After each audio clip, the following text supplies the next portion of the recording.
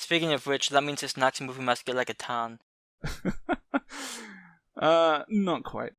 We're going to move on to Strip to Kill 2 from 1989, which is about a stripper named Shady who's having these kind of like nightmares of this razor blade slasher type character, and strippers from the club that she works at are being killed one by one. There's a suspicion that she may be responsible for the murders, and they've got this detective who's on the case to solve the mystery, and it's all exciting stuff. We talked about the first Strip to Kill movie a little while back. We both thought it was a pretty good movie. This one, it definitely lacks the same charm or vibe that the first one had. There's a lot of similarities, but at the same time, I think everything's just a little bit worse. Like, the characters are a little less interesting, even though the original movie didn't have spectacular kills or even all that many kills. This one feels like it has even less. And the kills that are in the movie, you don't really see anything. You kind of more see the aftermath of it.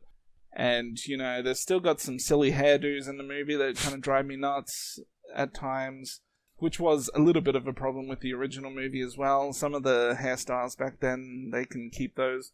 I thought it was still okay. It's just, everything's just a bit worse in every aspect than the original movie. Yeah, I'll be honest. I sort of like this one a little more than I thought I was going to. It's nowhere near as enjoyable as the first movie is, but I don't think it's that bad. It's interesting. I feel like they went for a more artistic vibe, especially during the dream sequences, and I could have probably done without that, but it sort of makes sense, once we hit the finale.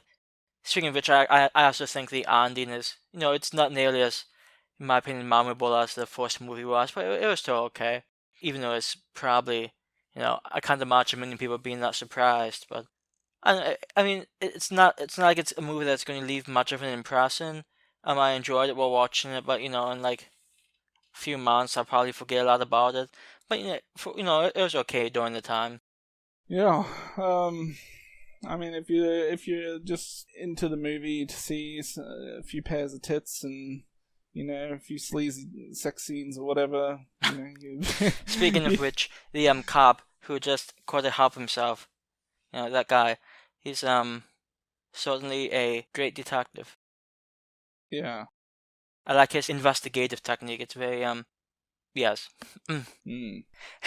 And actually, there's one thing I did want to mention.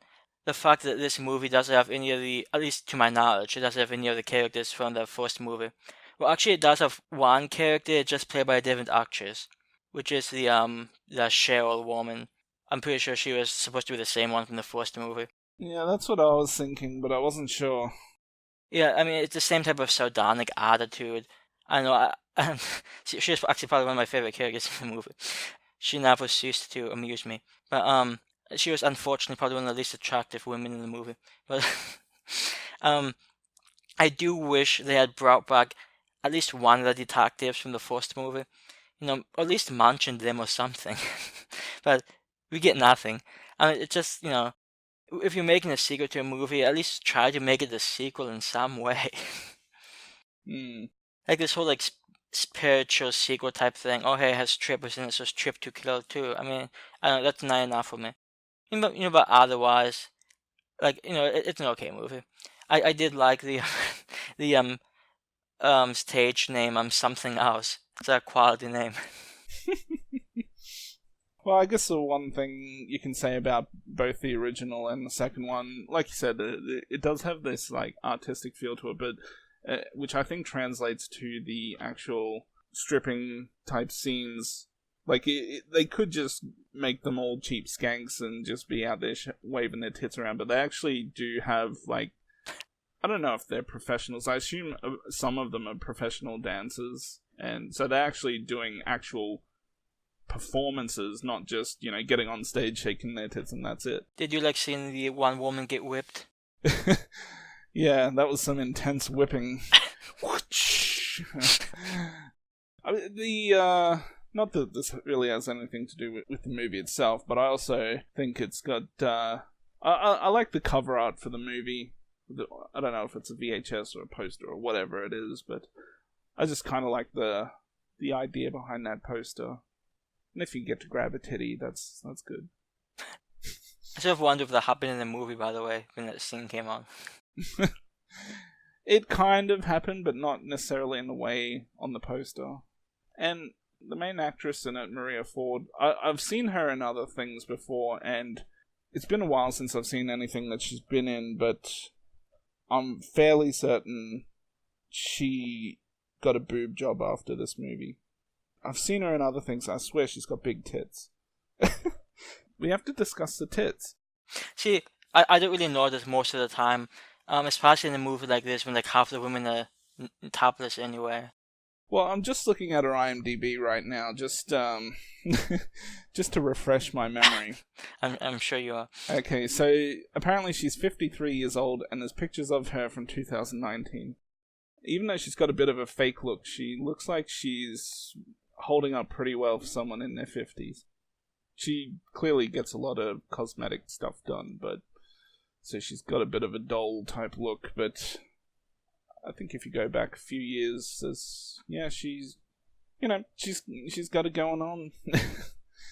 Yeah, so I'm not necessarily familiar with her by name, but she was in a few other, not necessarily classic, but maybe some somewhat well-known movies from the early 90s, like Unnameable 2, which is a movie I'm a big fan of. It looks like she was in the third Slumber Party Massacre, which is the second best one in the series, so, kudos. She's in The Haunting of Morella. Not sure if you're familiar with that one, but I've got that on Blu-ray. Yeah, I've heard the name, I've not seen it. She definitely, at different stages of her career, very attractive. And I can see she is actually somewhat of a professional dancer, so that makes sense that she's actually in this movie as, a stripper, so... Okay, so, yeah, like I said, it seems they've got actual real dancers and not just actresses, pretending to be dancers. And you kind of see that on the stage, which helps if that's, if that does anything for you. Yeah, so, this movie's okay. It's, not as good as the first one. It's watchable. I can't see myself really wanting to see it too many times again, though. I've seen it twice now, and maybe one more time, and I'll probably have seen it enough for a lifetime, but yeah, it's okay. I'll give it a 6 out of 10, and it's got titties. Yeah, I can't remember which of the women I thought was the most attractive, basically because I never remembered anybody's name. I saw this one I finished it an hour and a half ago, and I still don't remember, but... You remember something else. Decently attractive women, some pretty catchy music. I actually did like some of the music in the movie. It was decent. Best thing was probably the cheesy harmonica stuff. This movie I think was it was enjoyable. It wasn't nearly as good as the first movie, and I would even necessarily call the first movie amazing. But it was certainly watchable. If you like the first movie, you'll probably be okay with this one.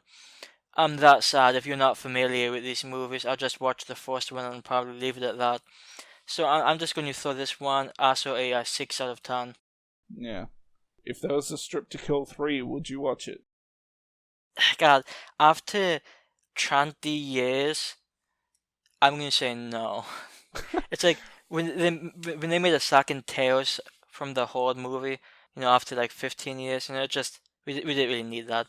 So... if you're going to make a sequel, do it within the next 10 years at least.